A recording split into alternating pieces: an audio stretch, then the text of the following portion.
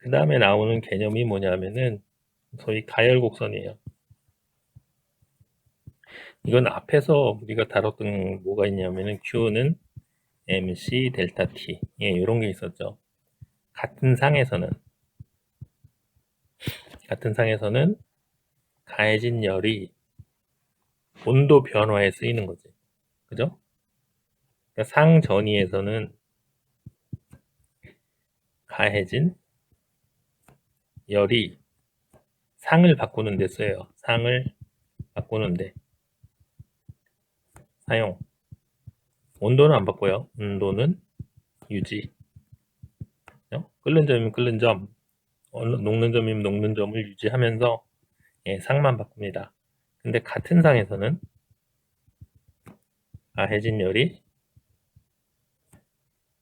그것의 온도를 올리는데 예, 사용됩니다. 요거란 소리죠. 그러니까 같은 상에서는 질량하고 비열을 알면은 예, 온도가 얼만큼 변하는지 예, 쉽게 계산할 수가 있습니다. 이거는 그 앞에 장에서 예, 우리가 다룬 바이고요. 그러니까 가열곡선 같은 걸 보면은 아이고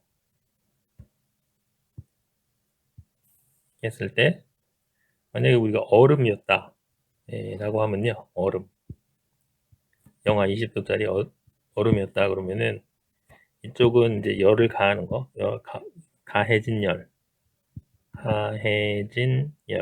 열을 이제 좀씩 가하면서 여기가 영하 20도에서 시작한다고 하죠. 그러면은 열을 가해지면서 얼음의 온도가 점점 올라갑니다. 얼음도 굉장히 차가운 얼음이 있고, 그 다음에 조금 덜 차가운 얼음이 있습니다. 미적지긴 하다 그러면 좀 그렇고, 그 다음에 어느 온도가 딱 되면은 그 다음에는 온도가 변하지 않고 열만 흡수됩니다. 이쪽은 가해진 열이니까 우리가 이렇게 가면서 열을 계속 가해준다는 소리예요. 이쪽은 온도, 그죠? 얼음이 온도가 올라가다가 어느 지점이 되면 또는 어느 온도가 딱 되면은 온도가 더 이상 올라가지 않고 열만 흡수합니다. 그러니까 여기는 Q는 MC 델타 T 그러면은 이건 얼음의 비열이 되겠죠. 지금 이건 가해진 열, 예, 온도 변화, 얼음의 질량, 안 변하는 구간. 여기는 융해 또는 녹는 녹는 현상, 예, 크게 발생하는 부분이고, 또는 약간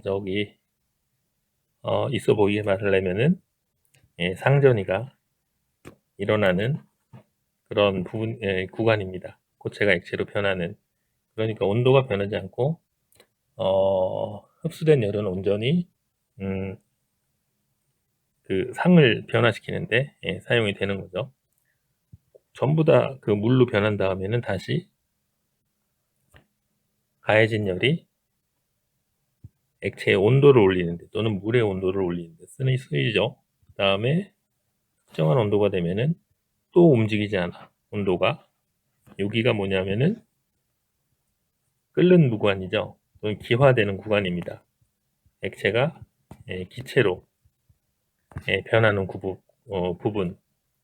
그래서 액체가 전부 다 기체로 변할 때까지는 온도가 변하지 않고 그 다음에 전부 다 변하고 나서는 다시 온도가 올라가는데 여기는 수증기죠. 그래서 요 구간은 이거랑 똑같은데 여기가 물의 비열이죠. 여기도 마찬가지로 Q는 MC 델타 T인데 여기 있는 C는 수증기의 비열입니다. 그러니까 얼음의 비열하고 수증기의 비열하고 물의 비열하고 다 조금씩 이걸 다 다르기 때문에 기울기가 당연히 다 달라요. 기울기, 그죠? 는 다르다. 비열이 작으면 당연히 가파를 것이고 비열이 크면은 좀 이렇게 완만할 겁니다. 똑같은 온도를 올리는데 비열이 작으면은 에너지가 조금 드는 거죠. 그죠? 근데 크면은 에너지가 이만큼 드는 거죠. 똑같이 이만큼 올리는데 비율이 작은 애는 금방 올라가고 온도가, 비율이 좀 큰 애는 천천히 온도가 올라갑니다. 요거를 우리가 가열곡선 히팅 커브라고 하죠. 예? 그러니까 정리를 하자면 고체 상태에서 온도가 올라간다.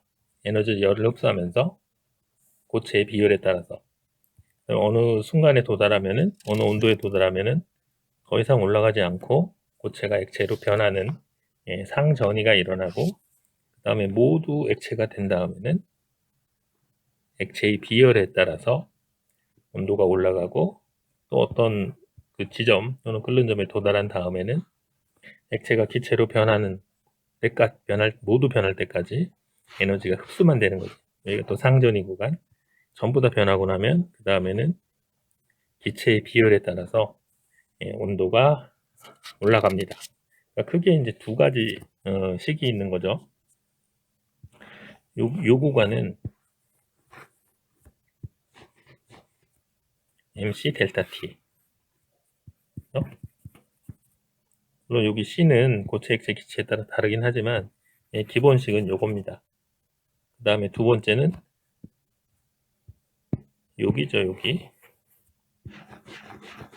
상전이 구간. 거기는 용융열 또는 융해열, 여기이고요. 그 다음에 여기는 기화열 또는 증발열. 이거는 기화열은 요거나 요거나, 예를 들어서 주울 퍼 그램 뭐 이렇게 지워주면은 그냥 M하고 곱하면 돼. 저기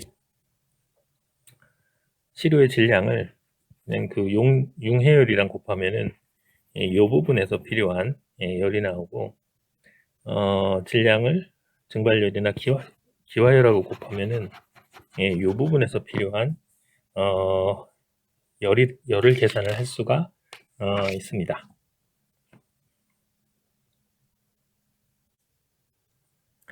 가열곡선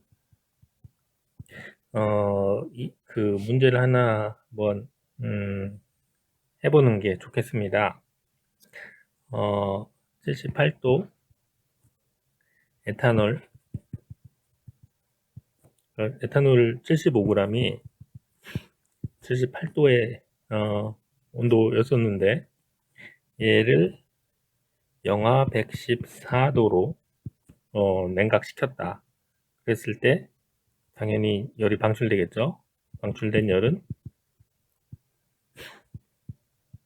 얼마냐 뭐 이렇게 물어보는 겁니다. 그럼 일단 저기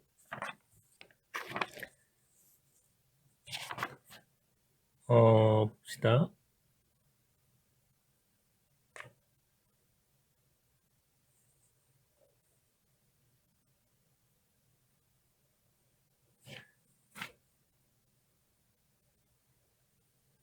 예, 에탄올이 잠깐만요. 오케이. 예. 여기가 딱 끓는 점이네요. 그러니까 얘를 일단 응축시켜야 되고, 그러니까 처음에 기체 상태라는 얘기고요. 78도씨 에탄올이 처음에 기체였는데 액체로 바꾸고 응축을 시키는 거고, 그 다음에 고체로 바꾸는, 그 다음에 이제 온도 내리고 이런 과정입니다. 그러니까 여기가 에탄올의 비열이 어느 점이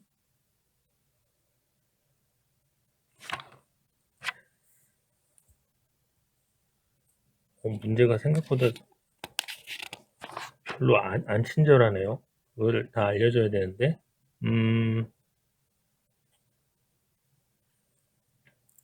얘 영하 114도가 어느 점입니다. 어느 점, 예. 여기가 끓는 점, 아이고, 여기가 어느 점.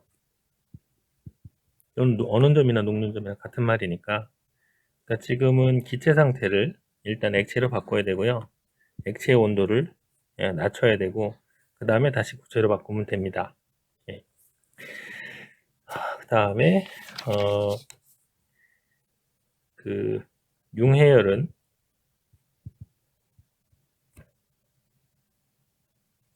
(109) 109 주울퍼그램이고, 그다음에 기화열은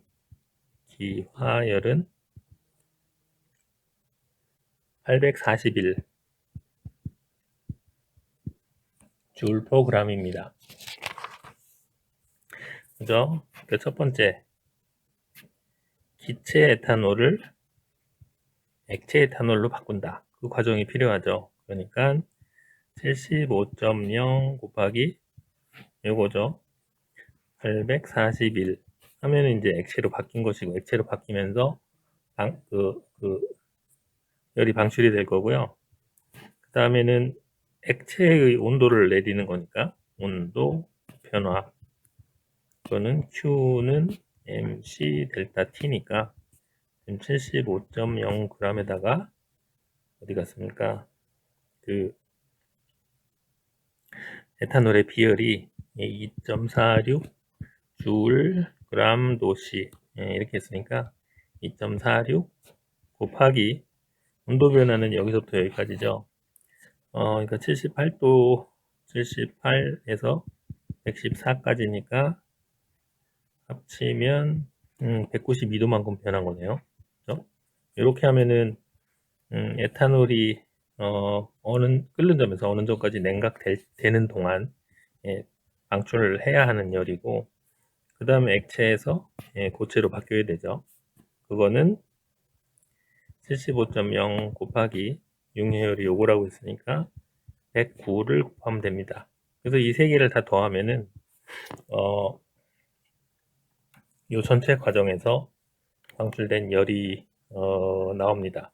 계산을 한번 해보죠. 75 곱하기 841 더하기 75 곱하기 2.46 곱하기 192 더하기 109는 맞았네요. 예. 106 10만 674인데 이 세 자리로 이렇게 세 자리 맞나요? 여기서는 유효 숫자가 세 자리니까 여기서 끊어야 될 것 같은데 107 킬로주울, 여기가 그 단위가 주울이니까 킬로주울로 하면은 107 킬로주울 이렇게 할 수가 있습니다.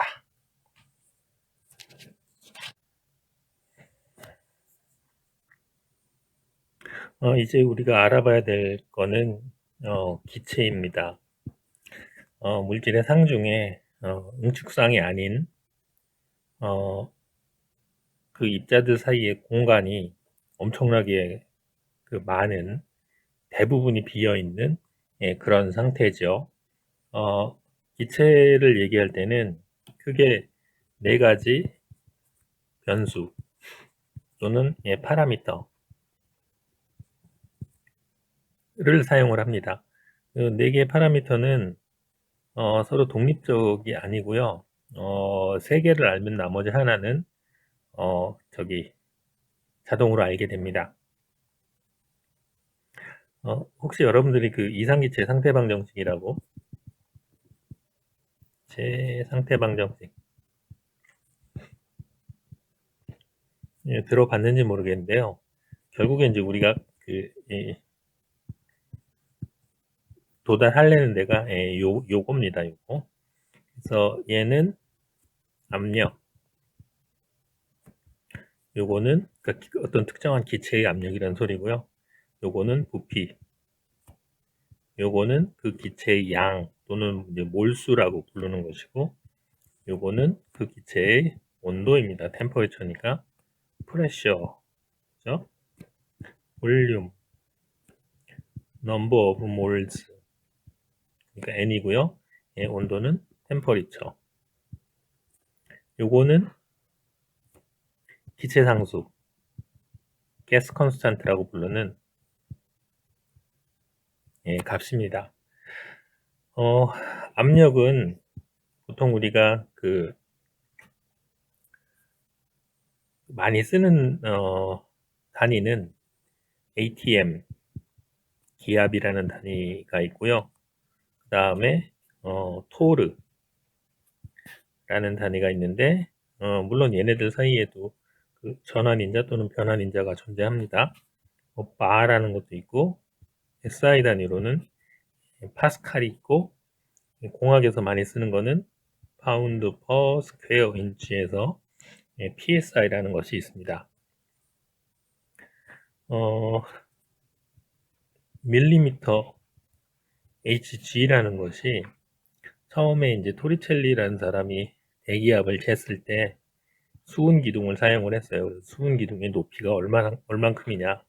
그러니까 수은 기둥 760mm를 지탱할 만큼의 압력을 대기압 또는 일기압이라고 얘기를 했어요. 그러니까 1 ATM은 atmospheric pressure거든요, 얘가.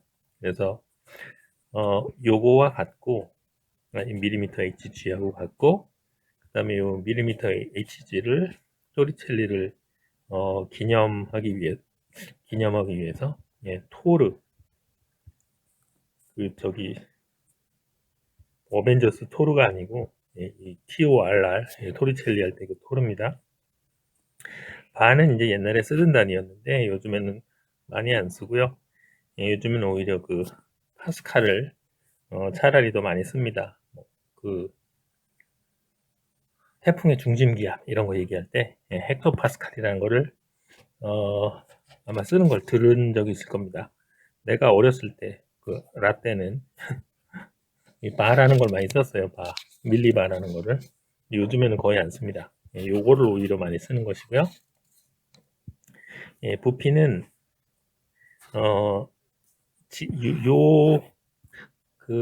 많이 쓰는 부피는 이 기체에서 리터입니다.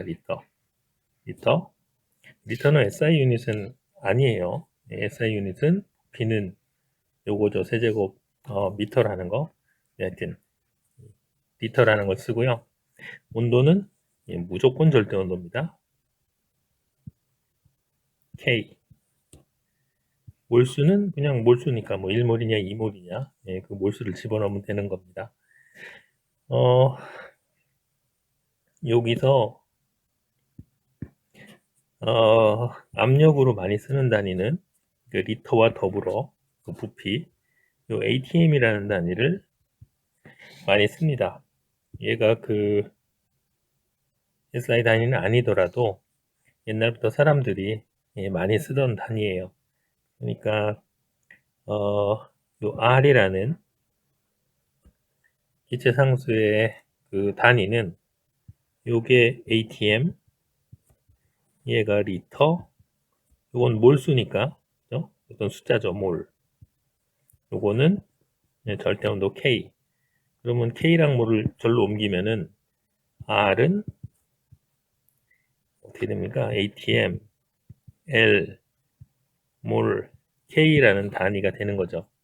그래서 값은 이건 단위이고 값은 0.08206이나 뭐 0.0821이나 아니면 0.082까지 씁니다. 기체 압력 같은 경우는 그 압력계를 사용을 하면은 쉽게 측정이 되고요.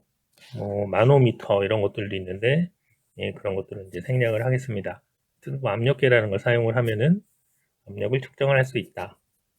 대기압이라는 거는 우리가 이제 지구가 이렇게 있으면은 그 위로 이제 대기층이 이렇게 있잖아요. 지구의 중력에 따라서 대기가 지표를 내리누르지. 그만큼의 압력이 일기압입니다. 좀 이상하죠, 그죠? 공기가 뭘 내리누르나 할 텐데 공기도 유체입니다. 흐르는 또는 어떤 그러니까 물보다는 훨씬 희박한 그런 그 플루이드 왔다 갔다 하는 그런 애죠. 우리가 수영장에서 이렇게 그 물 이렇게 좀 깊이 들어가면은 수압 때문에 눌리잖아요. 그죠? 수압 때문에. 위에서 막 내리 누르니까, 예, 그런 것처럼, 예, 공기도 예, 위에서 내리 눌러가지고, 우리한테 일기압의 압력을, 주는 거죠. 예? 그 이상기체 상태 방정식이 등장하기 전에 사람들이 여러 어, 법칙 또는 현상을 관찰을 했는데,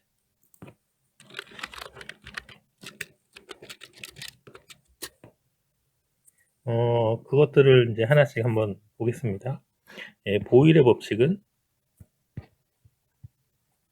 압력과 부피와의 관계예요. 그래서 이 보일의 법칙은 압력하고 부피는 반비례한다 라는 소리입니다. 비례하면 이렇게 하는데 반비례하면 이렇게 역수를 하면 되죠. 그죠? 뭐 어떻게든 뭐 V하고 P분의 1 해도 상관없습니다. 그러니까 내리 누르면은 그러니까 이렇게 피스톤이 제일 쉬운데요. 이만큼 기체가 있었는데 지금 1기압이다. 의 힘으로 누르고 있다. 압력으로. 이걸 2기압으로 압력을 높이면은 예, 부피가 딱 절반으로 준다. 예, 그런 소리입니다. 그게 보일의 법칙. 다만 이거 할 때는 온도를 일정하게 유지해야 돼요. 일정. 그 다음에 기체의 몰수도 여기다 막 기체를 집어넣으면 안 되고 예, 기체의 몰수도 일정하다는 그런 조건 하에서 예, 얘가 성립을 합니다. 샤를의 법칙은 압력하고 기체의 몰수가 일정하다는 조건 하에서 온도를 높이면 부피도 늘어난다 라는 겁니다. 근데 이거는 그냥 섭씨가 아니고 반드시 절대 온도, 절대 온도만큼 부피가 커진다. 뭐 그런 소리입니다. 예? 그래서 얘는 이런 식이고요. 참 보일의 법칙을 우리가 사용하는 것 중에 그 공기 호흡하는 거, 우리가 이제 하고 이렇게 숨을 쉬면은 이렇게 하면은 어떻게 되냐면은 폐의 부피가 훅 늘어나요. 이렇게 하면은 이렇게 할 때는 그러면은 폐의 압력이 폐 안에 그 허파 안에 압력이 떨어지기 때문에 공기가 밖에서 안으로 밀려 들어가죠. 그러니까 들이마시는 거야. 그 다음에 뱉을 때는 후 하면은 그 이 가슴 쪽에서 허파를 내리 눌러가지고 허파의 부피를 줄입니다. 그러면 압력이 높아지죠.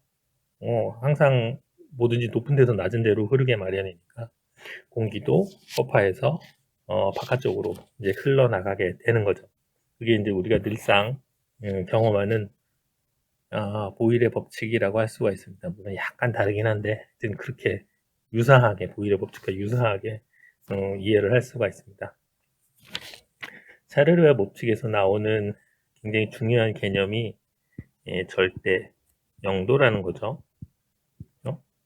그래서 그 샤르르이 처음에 실험을 했는데 쭉 온도에 따라서 부피를 이렇게 찍었겠죠.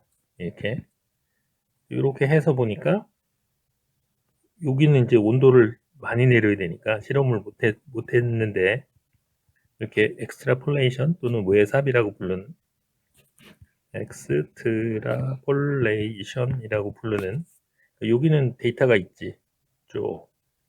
요 아래는 없어요. 근데 어쨌든 연장을 해가지고 보니까 요 지점에서 부피가 0이 되더라. 사실 0이 되진 않습니다. 그 앞에서 우리가 다뤘던 근자간 인력 때문에 특정한 온도 이하에서는 액체로 바뀌어 버려요. 기체가 아니고. 이제 전부 기체라는 걸 가정을 하고 하는 거니까 기체의 부피가 0이 되는데 고기가 바로 영하 273.15도 C라는 거죠. 얘가 절대 0도입니다. 그러니까 이런 식으로 쓰면은 섭씨를 쓰면은 얘가 y는 ax 더하기 b의 꼴이죠. 그죠? 요 비례하는 게 좀 애매해. 왜냐면 상수 때문에. 근데 내가 축을 1로 옮기면, 그죠? 그때는 딱 비례식이 나오죠. y는 ax. 이렇게 축을 옮긴 그 스케일이 절대 온도 스케일입니다. 그래서 샤를의 법칙은 온도와 기체의 온도와 부피가 비례한다는 건데 저기 꼭 절대 온도를 사용을 해야지 비례하고 섭씨를 쓰면은 그게 안 됩니다. 상수항 때문에. 온도와 압력과의 관계도 있는데요. 이거는 게이 위 싸게의 법칙이라고 합니다. 이거는 부피랑 몰수가 일정할 때 P랑 T가 비례한다는 소리예요. 그래서 온도가 높아지면 압력도 높아진다 라는 거. 이거는 정말 가끔 가다가 여름에 요즘에는 많이들 조심할 테니까 차에 일회용 라이터 이거를 이제 깜빡하고 놓고 내리는 그런 경우가 있어서 여름에 이제 땡볕에다가 차를 놔두면은 온도가 막 올라가죠. 막 올라가면은 마찬가지로 일회용 라이터가 어떻게 생겼나요? 이렇게 생겨서 여기 액체로 차 있고 여기 이제 기체들이 빠바바박 있는 거지. 온도가 올라가면은 이 부분의 압력이 점점 높아집니다. 점점 높아지다가 어느 한도가 되면은 빡 하면서 깨지죠. 근데 이제 얘네들이 가연성이라서 불이 붙는 애들이죠. 그래서 가끔 불이 나기도 합니다. 그래서 게이리스학의 법칙은 온도와 압력 간의 관계다 라는 거. 다음에 그 아보가드로의 법칙은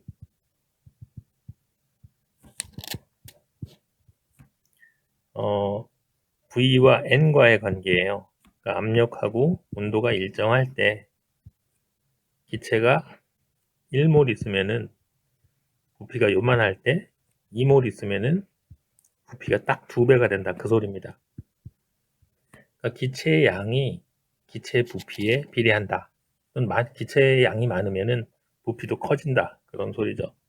압력하고 온도가 일정한 그런 조건 하에서 일어나는 일이고요. 그리고 이런 것들을 이거저거 종합을 하면은 뭐 결합 기체 법칙이든지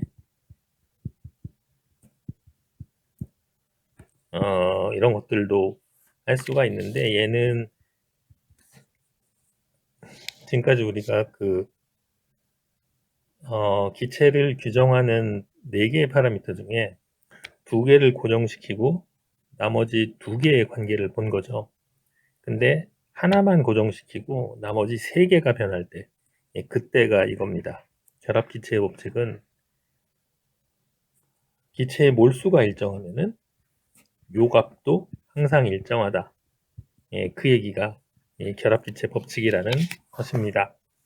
요거는 좀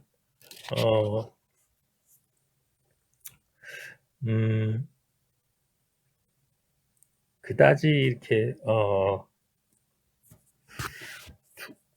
중요하지 않다 그러면 또 좀 이상한데 그렇게 뭐 기여는 하지 못해요. 내가 지금까지 이 일반학을 가르쳐 본 경험으로 기체에서 그 결합기체 법칙은 그다지 이렇게 영향가가 없습니다.